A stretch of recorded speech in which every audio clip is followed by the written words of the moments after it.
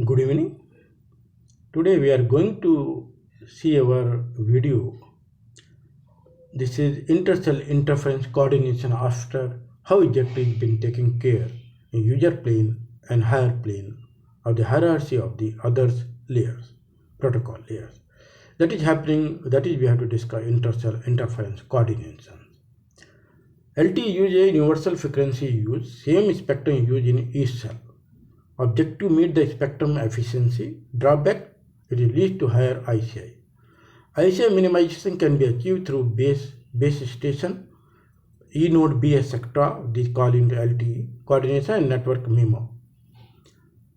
Multi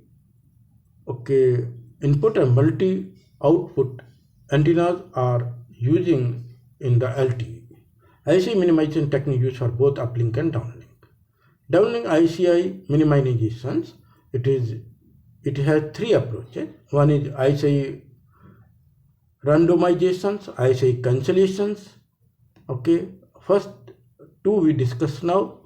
ICI randomization is scramble to code word after channel coding with PR sequence, scrambling self-specific. ICI cancellation, it uses user entity decode the interfering signals from neighboring signals and subject them from the desired signals. Okay. A disadvantage is user cannot decode PDCCP control channels for physical download control channel from neighboring cells and does not know the transfer format of another cells. That's the reason. Practical solution is to use linear spatial interference cancellation and statistical knowledge of the interference channel. So we cannot do it. ICI minimization is downlink is limitations limited by the capability and number of antennas user entity. ICI coordination avoidance, third category, it is based on cellular implementation at E-node base station. Restriction to downlink resource management in a coordinated between neighboring cells. Restriction can be on time frequency resources from transmit power to E-node B.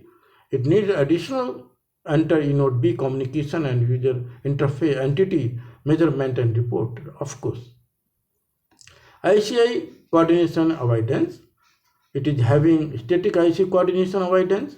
This is done during cell planning and does not need frequent reconfiguration. It does not consider cell load and user distribution. Whereas semi-static ICI coordination avoidance, it needs reconfiguration on the time scale, second and longer, and information submit power traffic load exchange between neighboring node base station is over S2 interface.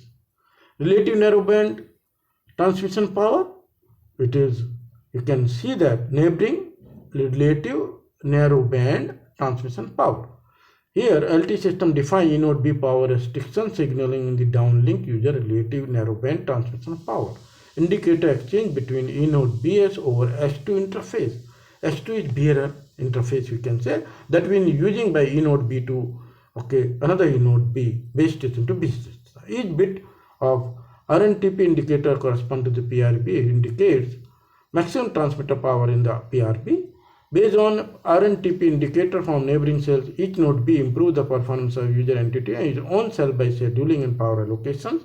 As it's shown in the figure, its power pattern in the three neighboring cells. It is there, you can see clearly defined here.